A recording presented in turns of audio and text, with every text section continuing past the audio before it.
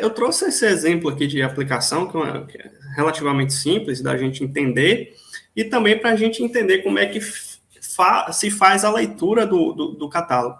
É uma modulação aqui de piso, né? Você tem os pilares, as vigas de borda e as vigas secundárias. Essas vigas secundárias estão espaçadas em 2,8 metros, e aqui estão as direções das nervuras do steel deck.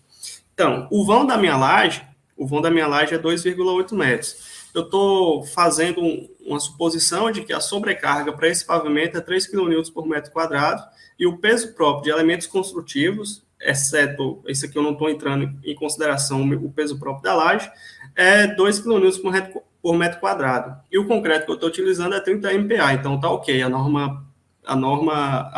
O catálogo pede que o concreto seja acima de 20 MPa, então em relação ao concreto, ok. A minha carga sobreposta máxima, né, que é a soma da sobrecarga mais o peso próprio de elementos construtivos, é 5 kN por metro quadrado.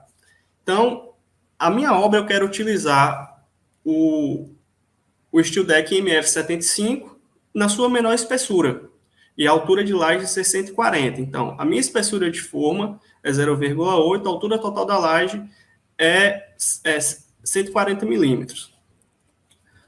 Na minha fase inicial, o meu deck está com...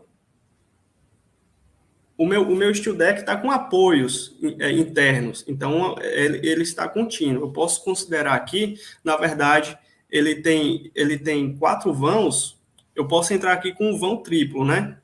O vão triplo. Então, o vão triplo aqui, sem escoramento, para esse steel deck que eu estou estudando, é 3,2. Então, eu posso lançar o concreto com até 3,2 metros de vigas secundárias. Então, tá ok, né? Eu estou com 2,8. Então, na fase inicial, o meu steel deck vai estar resistindo sem nenhum problema ao peso do concreto e à sobrecarga de construção durante o lançamento do concreto. Visto isso, está dimensionado a minha fase inicial. Agora, na fase final, com um vão de 2,8 metros, e para o deck que eu estou estudando, a carga sobreposta máxima é 5,51 kN por metro quadrado. Ora, a carga que eu estou considerando é 5 kN por metro quadrado. Então, o steel deck também está ok na minha fase final. O que é que eu vou precisar adotar de armadura aqui nessa situação? A priori, a minha armadura de retração.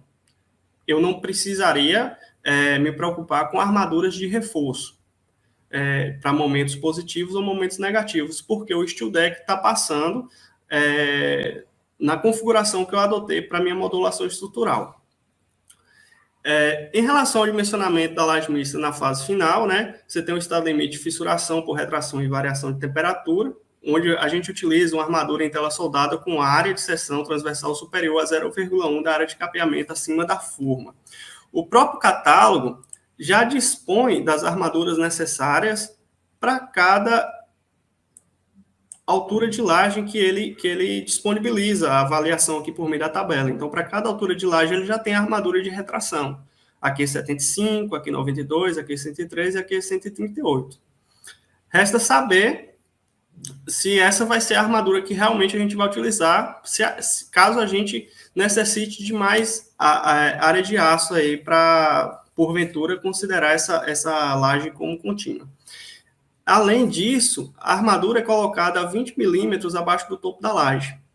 E em relação ao estado limite de deslocamento máximo, a norma prevê um vão da laje sobre 350. Só que, quando a gente utiliza o catálogo do fabricante, seja desse fabricante ou de qualquer outro fabricante, o estado limite de serviço também já está atendido por esses valores aqui de cargas que a gente esteja dimensionando. Então, é muito simples, é muito prático, é muito fácil para o engenheiro da prática ter essa primeira avaliação em relação à resistência do steel deck, né? Bom, o que é que eu faço agora caso a minha carga sobreposta esteja acima da sobreposta máxima que o catálogo apresenta? Eu vou ter que prever armaduras de reforço. Então, eu posso prever tanto armaduras positivas em barras trefiladas de ACA 50. Geralmente, essas armaduras são inseridas nos vãos extremos, né? Normalmente, nos vãos aqui da extremidade é que eu coloco essas armaduras. Em algumas situações, eu preciso armar a laje toda, né? Mas aí só em situações onde a carga é muito alta e porque a depender do tamanho da laje fica muito ruim de trabalhar armando ela toda. Então, basicamente, a armadura positiva só fica nos tramos da extremidade. E a gente também pode prever a armadura negativa, né, em tela soldada de aço CA60, geralmente adotada no tramo interno. Bom, quando a gente parte para esse dimensionamento, a gente passa a considerar agora a laje contínua.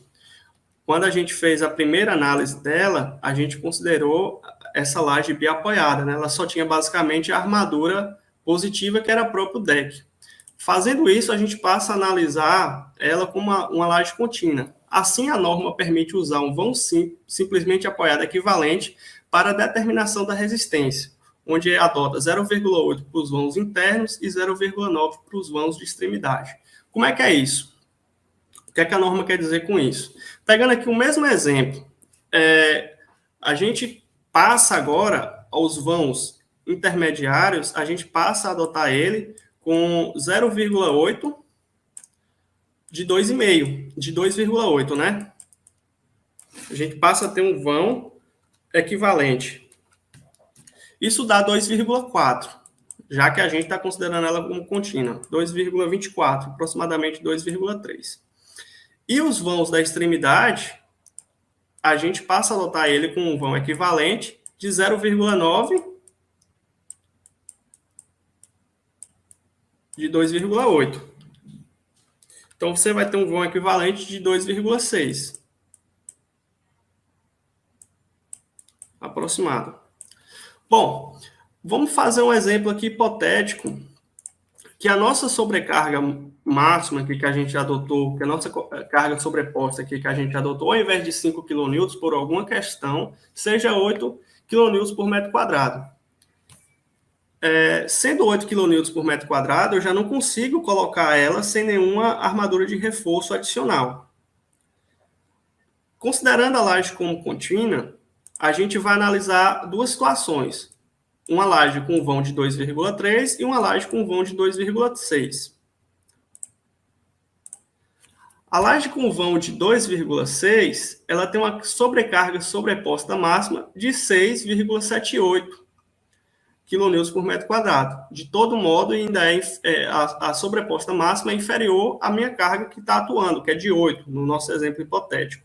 Então, para o tramo externo, eu vou ter que prever armaduras positivas aqui. Tanto desse lado, quanto desse lado. Vou ter que prever armaduras positivas. Para os vãos internos, o meu vão equivalente é 2,3. Então, a gente entra novamente ao catálogo.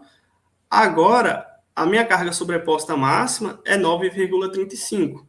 Então, eu não preciso colocar armaduras positivas nos meus tramos internos. Eu vou ter agora que dimensionar uma armadura negativa, que é em tela CA60, para absorver os momentos negativos dessa continuidade de laje.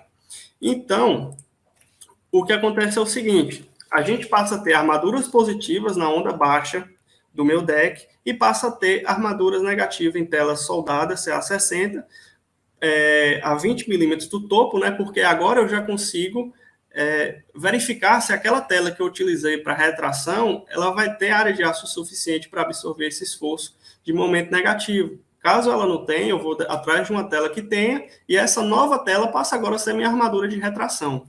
Então, você olhar apenas para a armadura que tem aqui no catálogo, talvez ela não seja suficiente para a sua condição de obra, para a sua realidade.